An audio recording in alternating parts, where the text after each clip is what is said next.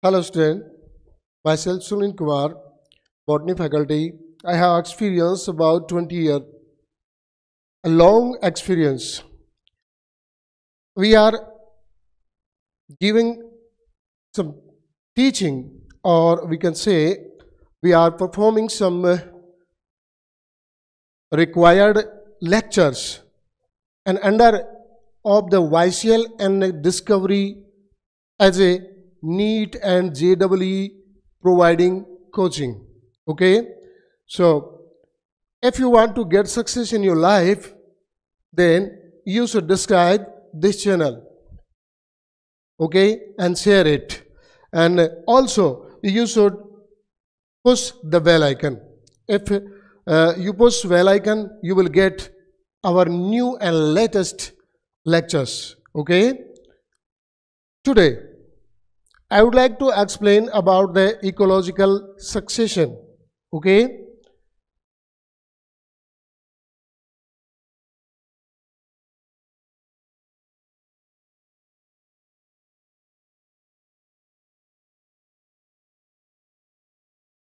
what is ecological succession?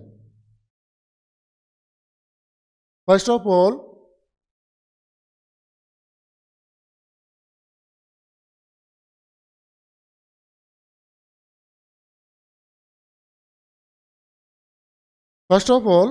we should know about the succession. Succession mean the succession that coming the vegetation and performing a great deep dense forest in a barren land. You know barren land? Barren land means ऐसा जमीन का टुकड़ा, a piece of land in which no any type of vegetation can be found. So incoming or migration or invasion of the different type of the vegetation in this part, in this piece of land is known as succession, because it is directly connected with the ecology, then it is known as ecological succession. Okay, now the process of ecological succession we can learn by a trick which is known as Nick R student. Nick R students, we can say there are 5 steps included in this process ecological succession. 5 steps होती बेटा. NICRST ये एक 2 letter की बनी हुई एक step है, बाकी सब में एक एक है, आप ये ध्यान रखें. NIC Nick R student. First of all,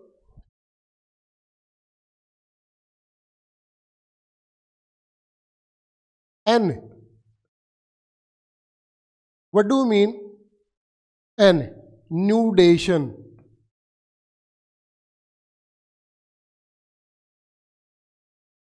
Nudation. What is nudation? Nudation means removal of any type of vegetated land. First thing is that it is very essential, that mean removal of vegetation from a particular piece of land. After a removal of this vegetation, next steps can be occur. So nudation का meaning क्या होता है बेटा? Formation of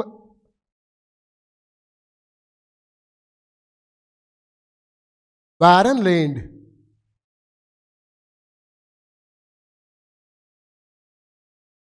formation of barren land, समझ गए?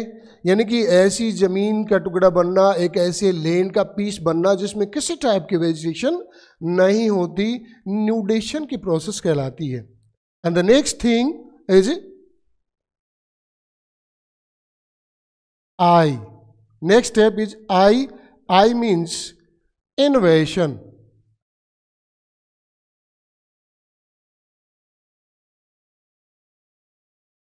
I for invasion. I stand for invasion. Invasion, that means starting of vegetation. What is this?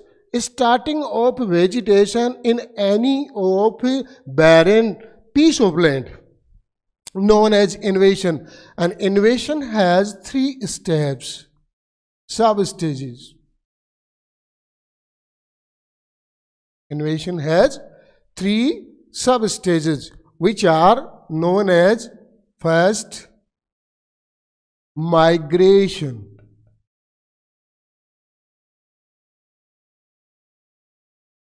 second with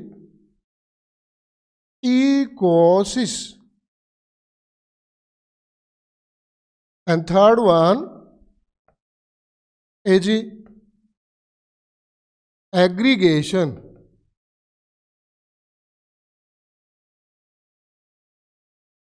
Okay, MIA, migration, ecosis and aggregation. Now हमें ये समझ लेना चाहिए कि migration क्या है. Migration means coming of any type of living species into any nudative part or barren land. Coming of any living species into any barren land by the help of, किसकी help से आ सकता है बेटा?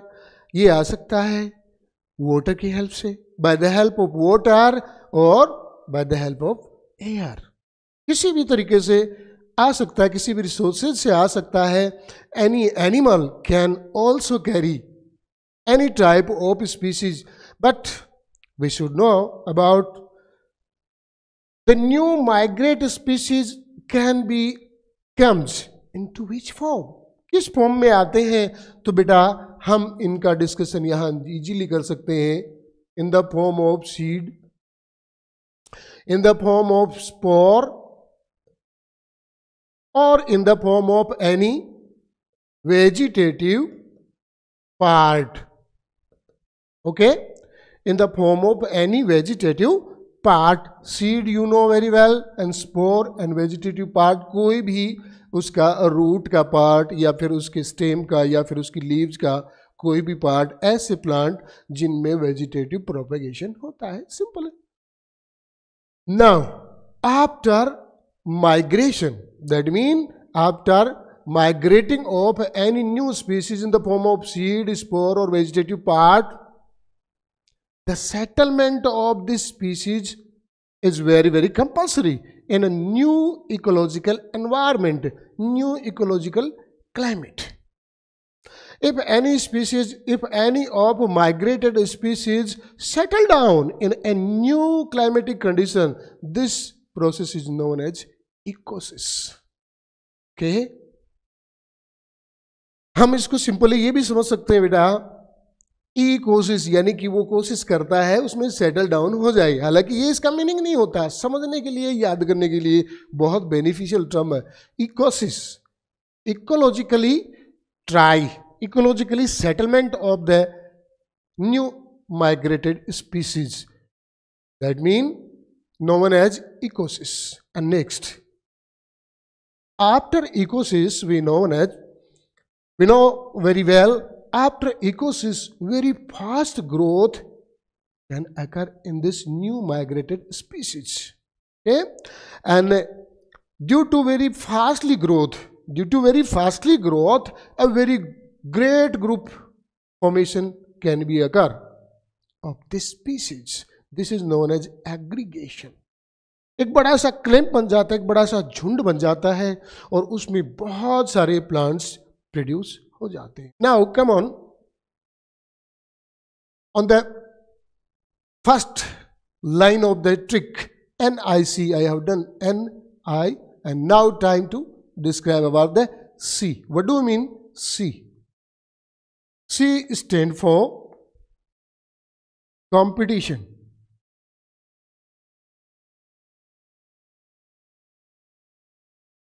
C stand for competition.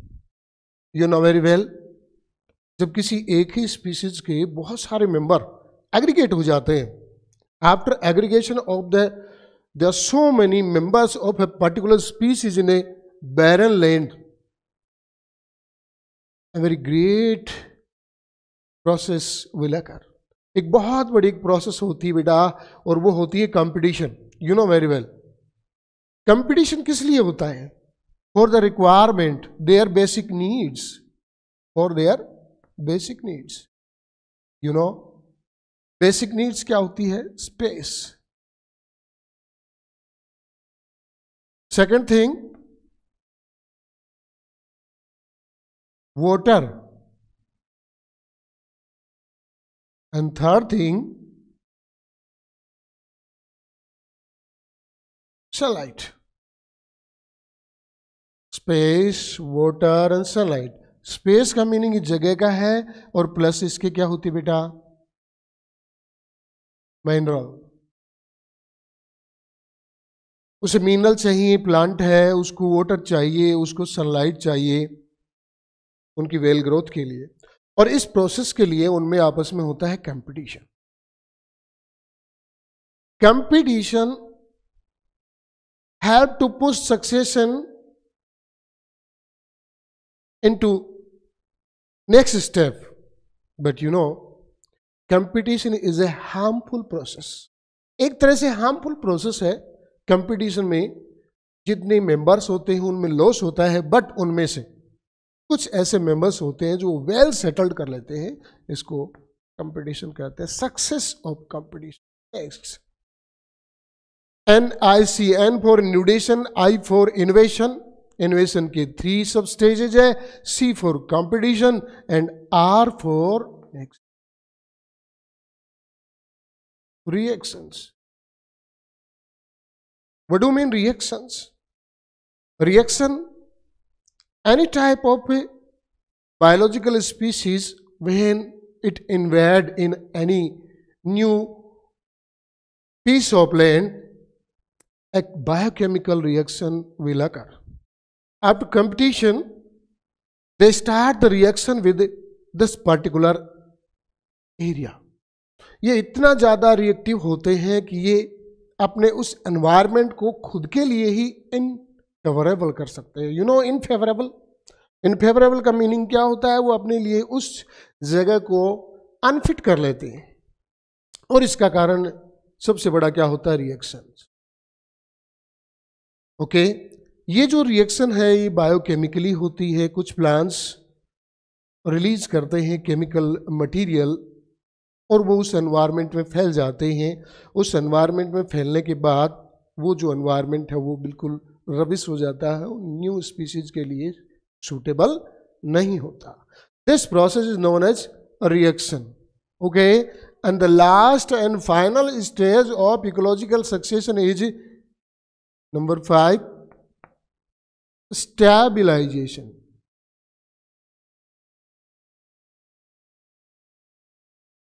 You know, what is stabilization?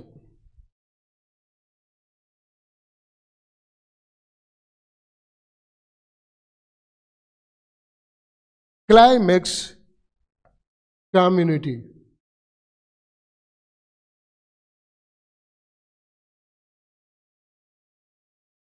In any type of succession, the last step will be stabilization. Stabilization means settlement, most settlement or most settled species, most settled type of vegetation, जो कि climax community कहला. Last सबसे ज्यादा जो settled community होती है उसको stabilised और क्लाइमेक्स कम्युनिटी कहते हैं. This is a complete ecological succession.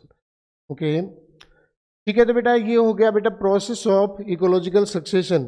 अब देखिए हम करेंगे कुछ specific type of serial communities innovation और सक्सेशन के टाइप. आपकी एनसीईआरटी में 2 सक्सेशन है. एक है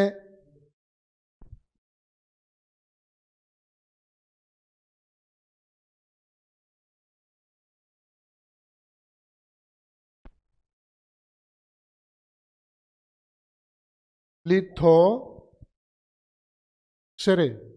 Number 1 is Lithocere and second one is hydrosere. बेटा एक वर्ड हमने पढ़ा था, हमारी ऑफलाइन क्लासेस में पढ़ा था, और आज मैं आपको यहाँ बता भी रहा हूँ इस वीडियो में। सेरे का मीनिंग क्या होता है? द मीनिंग ऑफ सेरे,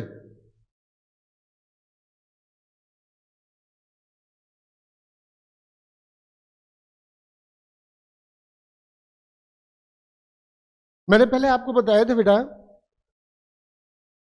कि दो मैन कम्युनिटी होती हैं किसी भी सक्सेशन में। They are two type of the main communities are found into any type of succession. पहली क्या बताई थी बेटा? Pioneer community, pioneer community. और दूसरी क्या बताई थी? आपको बताई थी climax community. And the all different type of the all different type of communities which are found between pioneer and climax community are known as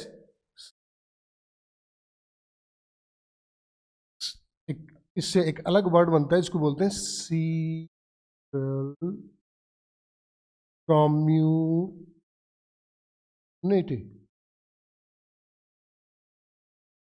okay, serial community, यानी कि इधर क्या आ गया? पहले सबसे पहले आ गया पायोनियर कम्युनिटी, एंड लास्ट आ गया क्लाइमेक्स कम्युनिटी। ओके, पायोनियर और क्लाइमेक्स कम्युनिटी के बीच की जो जितनी भी कम्युनिटी होती है उनको क्या कहते हैं? सीरियल कम्युनिटी कहते हैं। But now time study about the sere. What is sere? तो सीरियल से ही ये वर्ड बना है बेटा, द सीरीज स्टडी और the study in series of all the species which are found in any type of succession. किसी भी type के सक्सेशन में पायनियर से लेकर क्लाइमेक्स कम्युनिटी तक जो हम पढ़ते हैं, जितनी भी स्पीसीज पढ़ते हैं या कम्युनिटीज पढ़ते हैं, उन सभी को टोटली कंबाइनली क्या कहते हैं बेटा? उनको कहते हैं। Okay, so now you can define this word lithocere and you can define also hydrocere. What do you mean the lithocere and hydrocere? देखो बेटा मैं आपको बता चुका हूं, यहां पर मीनिंग है litho means rock, sere the study of communities in a series, and here hydro means water.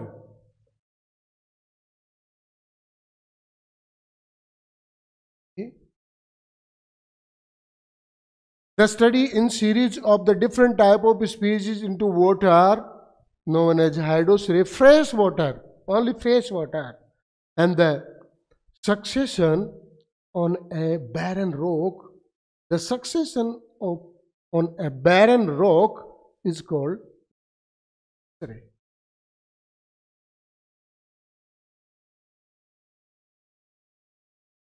Now, I would like to explain about both of them.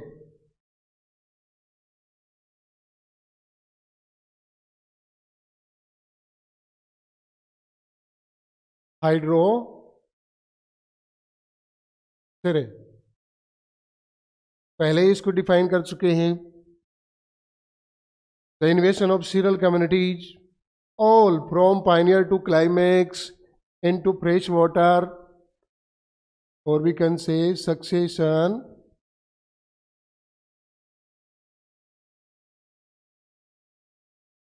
in fresh water is known hydrocere.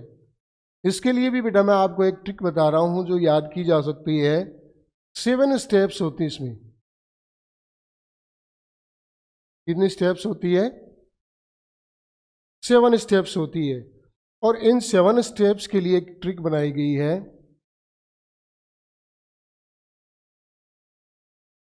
Profess क्या है? Profess, that mean profess forest, profess forest. वैसे तो spelling नहीं आती इस metric में, लेकिन आप इसे सीधा सीधा समझ सकते हैं। प्रफास फॉरेस्ट कितनी होगी बेटा? नंबर 1 2 3 4 5 6 एंड ये है 7। आप समझ सकते हैं यहां पर first, the first type of the inventive और invasive species known as phytoplankton। जानते हैं आप phytoplankton? Phyto means a word that can be used with the plants. Plankton, that mean floating plants. Those can be float on the surface of water. Phytoplankton सबसे पहले आते हैं। किसी भी type के फ्रेश वाटर बॉडी में सबसे पहले जो माइग्रेट होने वाले लिविंग बीइंग्स होते हैं वो होते हैं फाइटोप्लैंक्टन। इसको हम यहाँ पर एक छोटा सा एक पोंड का डायग्राम बना करके समझ सकते हैं।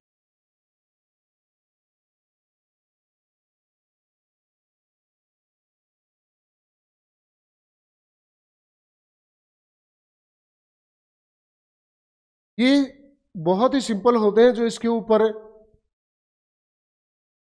प्रोड्यूस होते हैं। इनका एग्जाम्पल है बेटा साइनोबैक्टीरिया।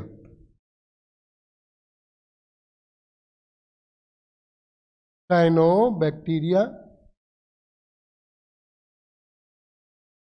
आपने पढ़ा हुआ है इसके बारे में, इसको ब्लू ग्रीन एल्गी भी कहते हैं। Okay, blue green algae and diatoms, these are pioneer species or pioneer community of hydroxera। Phytoplankton example दो ही हैं बेटा, सी एंड डी, जो सिंपली आप याद रख सकते हो। आपके एनसीईआरटी में भी यही है और आपके नीट में भी यही पूछे जाते हैं। आपको ये पता होना चाहिए कि एनसीईआरटी से बाहर कभी नहीं जाता नीट में कोई भी एग्जाम, कोई भी क्वेश्चन। सेकंड नंबर,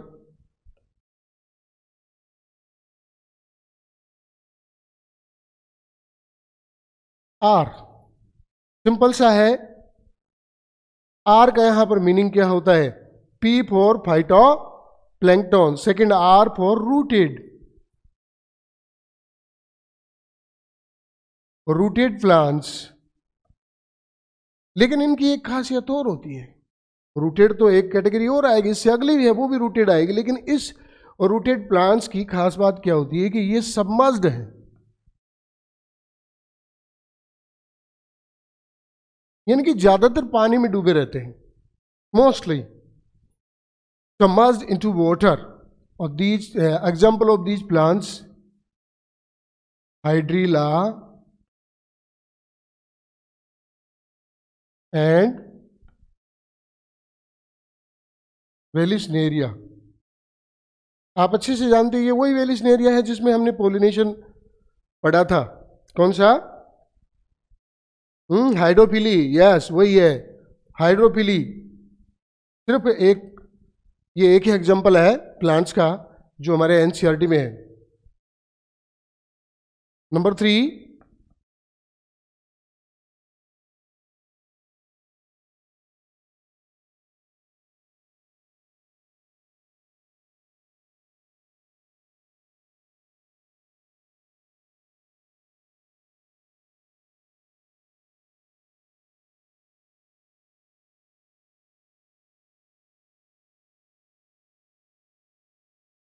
क्या बेटा? F, F for free floating plants. Which kind of plant? Free floating plants. ऐसे प्लांट्स जो फ्रीली फ्लोट करते हैं, जो फ्रीली पानी के ऊपर फ्लोट करते हैं, तैरते रहते हैं, जो according to current, water current, they can move from one to next place. Example is Eichhornia. हाँ, ये वही प्लांट है जो आप समझ रहे हैं. आपने ये प्लांट पढ़े थे, मैंने आपको बताया था. ये प्लांट कहाँ पर पाए जाते हैं? ये प्लांट पाए जाते हैं फ्रेश वाटर बॉडी की सरफेस पर. कभी इन्हें इंडिया में लाया गया था for the decoration of A fresh water body. पता नहीं था इतना खतरनाक निकलेगा, क्योंकि ये उस समय लाए गए थे जब फ्रेश था, हमारे लिए एक नया था, एक न्यू एग्जाम्पल था. लेकिन ये बहुत फास्टली ग्रोथ करता है. स्पेशली फर्स्ट टाइम इसे बंगाल में लाया गया था, इन्वेट किया गया था, तब इसका नाम तभी है. वहाँ बहुत भयंकर, बहुत हाईली ग्रोथ इसने की, और ग्रोथ करके इसने पूरी वाटर बॉडी को स्पॉइल कर दिया, फिनिश कर दिया, खराब कर दिया, और दूसरे किसी प्लांट्स को ग्रोथ नहीं होने देता. इसलिए इसका नाम क्या है? Terror of Bengal. यस, वही है ये फ्री फ्लोटिंग प्लांट है. और ये एक और एग्जाम्पल देता है आपके एनसीईआरटी में, एक एग्जाम्पल और है, और ये होता है बेटा vegetative propagation by stem. Okay, कितनी टर्म हो गई? Phytoplankton, rooted plant, but which kind? Submerged and free floating. Now rooted है, लेकिन मैंने आज कौन सा वर्ड लिया काम में, कौन सा लेटर काम में लिया? ए लिया है. यहां मैंने ए इसलिए लिया है क्योंकि इसका नाम एम्फीबियंस प्लांट्स भी है बेटा. Which kind of plants? Amphibian plants. Amphibian का मीनिंग आप समझ रहे होंगे. ऐसे प्लांट्स जो वाटर में भी रह सकते हैं और वाटर से बाहर टेरेस्ट्रियल लैंड फॉर्म में भी पाए जा सकते हैं. बट ये यहाँ पर इनका ये एग्जाम्पल इसलिए लिया गया, ये नाम इसलिए लिया गया क्योंकि इनकी 3/4 पार्ट ऑफ बॉडी एरियल होता है बेटा.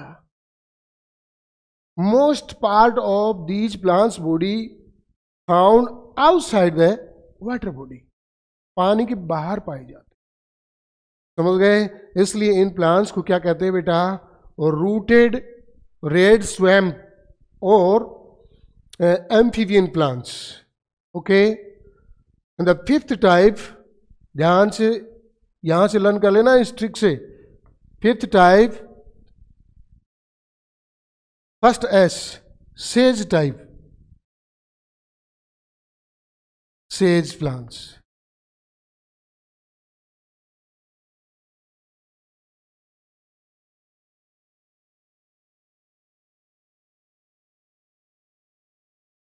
Says plants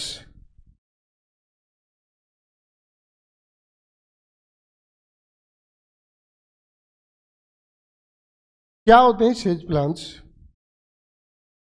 these plants are found marshy land, also known as marsh meadow. कैसे होते हैं? marsh meadow. These plants only found into marshy land. And second last again, scrub.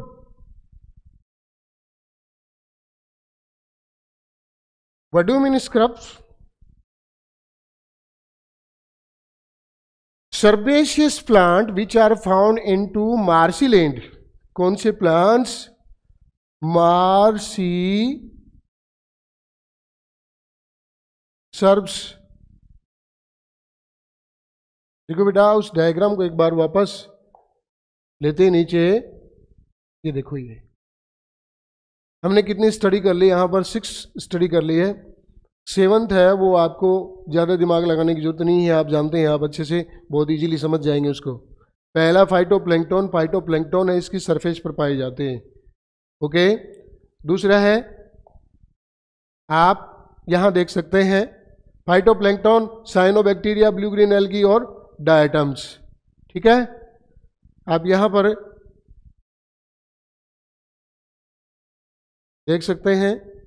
दूसरी type के कौन से होते हैं? रूटेड प्लांट्स, सबमर्ज्ड हाइड्रिला, अंदर जो उसके डूबे हुए होते हैं।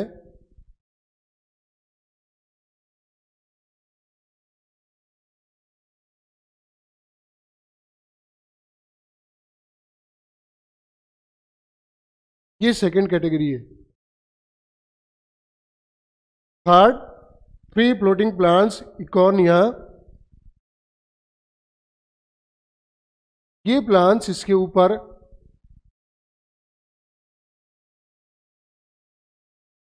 वाटर सरफेस पे लीफी प्लांट्स होती है जिनमें स्टेम, रूट, ये सारी चीजें होती है। क्या लिखा गया यहाँ पर? Free floating. इनको आप रूटेड भी कह सकते हैं, रूटेड यानी कि रूट भी पाई जाती है इनमें।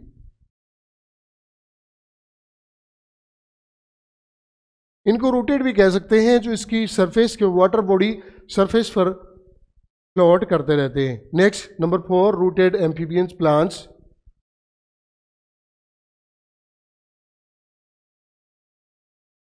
ये ऐसे प्लांट्स होते हैं जो रूटेड होते हैं लेकिन बाहर निकले हुए होते हैं।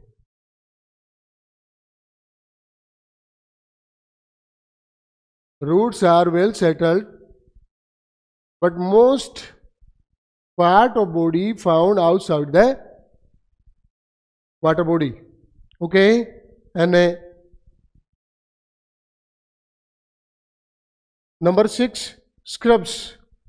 वो इसमें मैं नहीं बना सकता। क्यों नहीं बना सकता?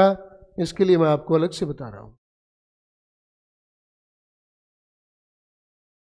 तो बेटा ये वाटर बॉडी है, इसमें इतनी सारी कम्युनिटीज डेवलप हो गई। After development of so many types of communities in this water body, a very less amount of water is found due to sedimentation of water, due to sedimentation of dead body part of these plants. These plants also help to stopping the wind.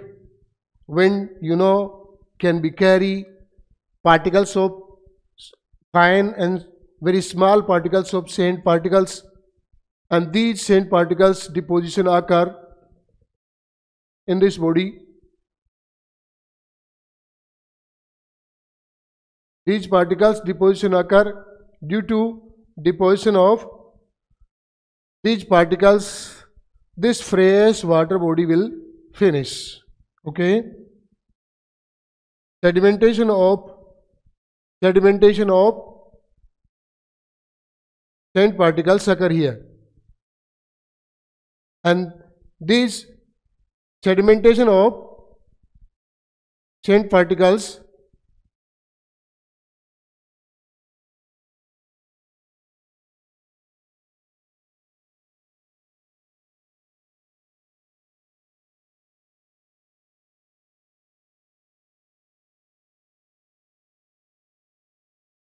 help to convert this fresh water body into totally deposition of sand particles, change into a landform, and lastly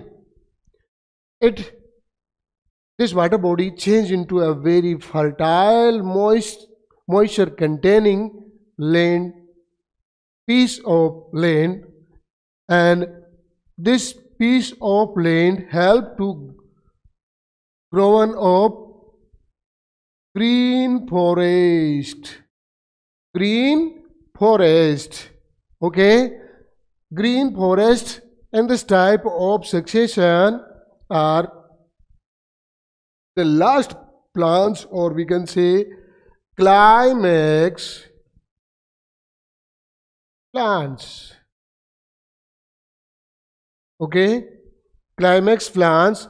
Now this succession or this type of succession which is known as हाइड्रोसेरे, आप समझ गए होंगे बेटा, बिल्कुल अच्छे से समझ गए होंगे। Succession into fresh water body. Okay, क्या बताया हमने आपको? 7 टाइप की स्टेप, 7 स्टेप्स बताई बेटा। कौन सी? PRFASS फॉरेस्ट, सबको मैंने अलग अलग बता दिया। P for phytoplankton, R for rooted plants but remain submerged, डूबे रहते हैं पानी में. Hydrilla and vallisneria. And free floating third type F means free floating or rooted plants. They float on the water surface, especially example Eichhornia. And rooted or amphibians plants, you can understand, they has root but amphibian type, that mean their most body part remain aerial. 3/4 part of their body remain aerial. Fifth is sedge plants or we can say marshland plants, जो छोटे size के होते हैं, हर्बेसिस type के होते हैं. Mars मेडो या मार्सीलैंड plants कहते हैं. 6 टाइप स्क्रब्स और मार्सी सर्ब्स. मार्सीलैंड बट सर्बेसिस plant. And last forest which are known as climax plants. Okay. Now,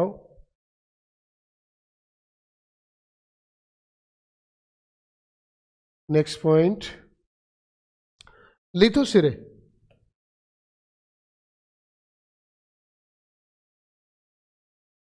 Second type is succession.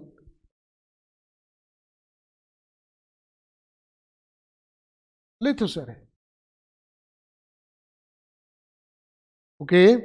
Lithocerae, the succession on a barren rock.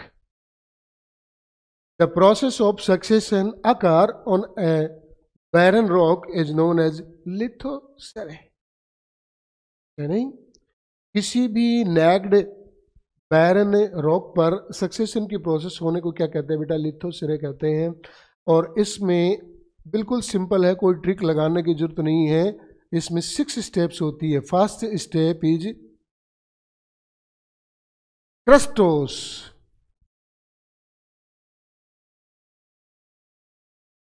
First is crustose. Crustose, the meaning of layer, the meaning of this word is layer. एक पतली सी पपड़ी होती है. Layer की बजाय हम क्या माने इसको? एक पपड़ी है. और इसका एग्जाम्पल होता है बेटा लाइकेन. मैं आपको यहां एक छोटा सा एक रोक बना करके बताता हूं. मान लीजिए बेटे ये एक रोक है, बैरन रोक. सबसे पहले कौन सी स्पीशीज आती है? Lichens. The development of simplest form of plants take place on the barren rock, which are known as lichens. These lichens start decomposition of the surfacial rock.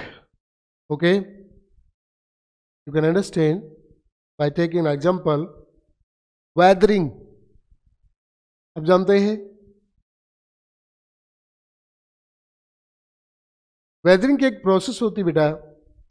दिन भर सनलाइट इंटेंस होती है. सनलाइट के intense होने के साथ साथ temperature बढ़ता है. During day time increasing of temperature आकर this increasing help in the rock expansion.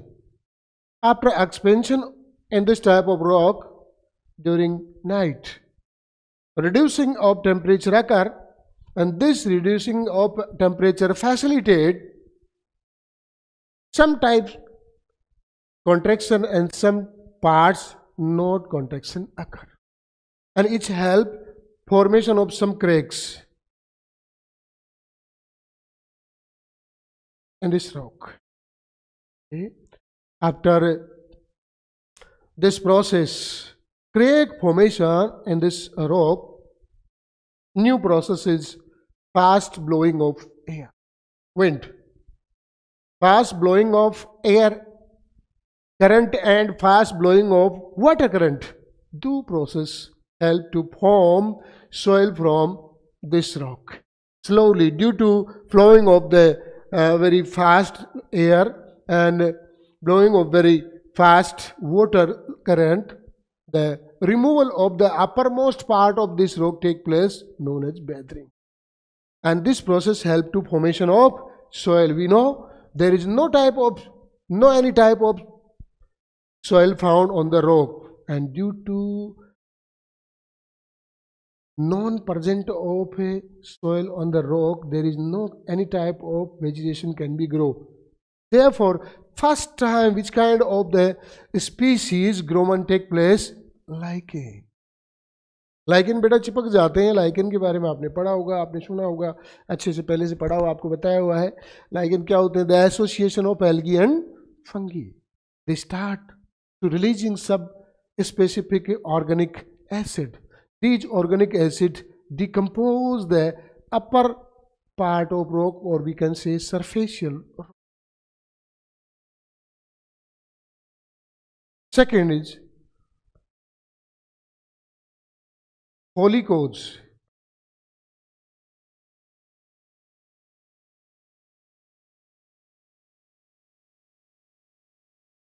Large lichens. Polycodes word जहां भी यूज आए वो वर्ड, उसमें वर्ड का मीनिंग क्या होता है बेटा? इसका मीनिंग ये होता है leafy structure. That mean leaf like structure, यानी कि जैसे प्लांट्स में लीफ जो होती हैं वैसे लीफ जैसी स्ट्रक्चर बन जाती है. यानी कि अब की बार इसमें हम दूसरे टाइप के लाइकेंस हैं उनकी हम स्टडी करके बता सकते हैं कि यहाँ पर कुछ इस टाइप के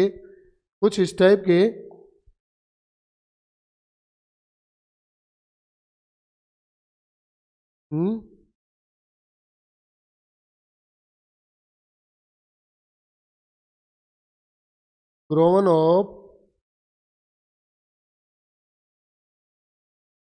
leaf-like structure.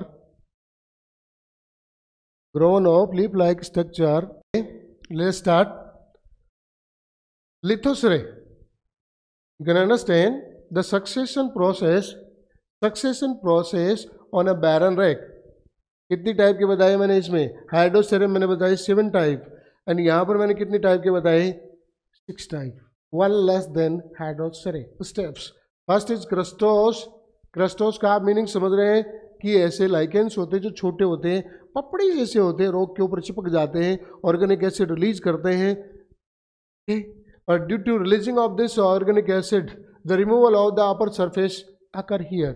Okay, next foliose. Foliose type के लाइकेंस. ये भी लाइकेन, लेकिन दोनों में डिफरेंस क्या है? ये छोटे हैं, ये छोटे हैं, और ये कैसे होते हैं? बड़े. बड़े और छोटे का मीनिंग क्या है बेटा? साइज का नहीं है. यहाँ मीनिंग है ये पपड़ी जैसे होते हैं, layer formation occur, but large type of lichens look like leafy vegetation, but it is structure of lichen. Okay, and the third type of lithoseres mosses. Fourth herbs. Fifth shrubs. And 6 forest. That means tree. Forest meaning tree. आप हमेशा ये याद रखिए कि forest का meaning यहां पर क्या होता है बेटा? ट्री है. shrubs,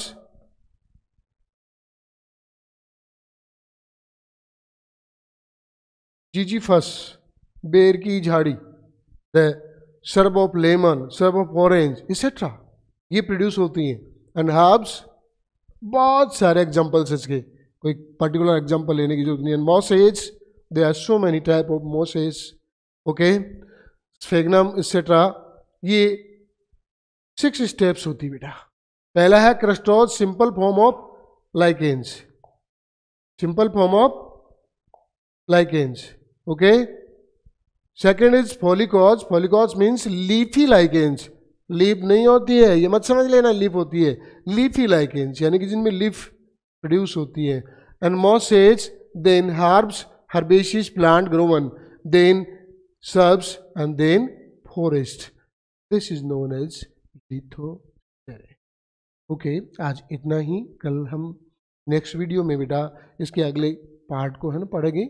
और आप ध्यान रहे, ये इकोलॉजी का टॉपिक चल रहा है, इसे छोड़े नहीं, एक पार्ट दूसरे पार्ट से कनेक्टेड है, बिना कनेक्टिविटी के सारी चीज़ें समझ में नहीं। ओके, तो कीप इट इन माइंड।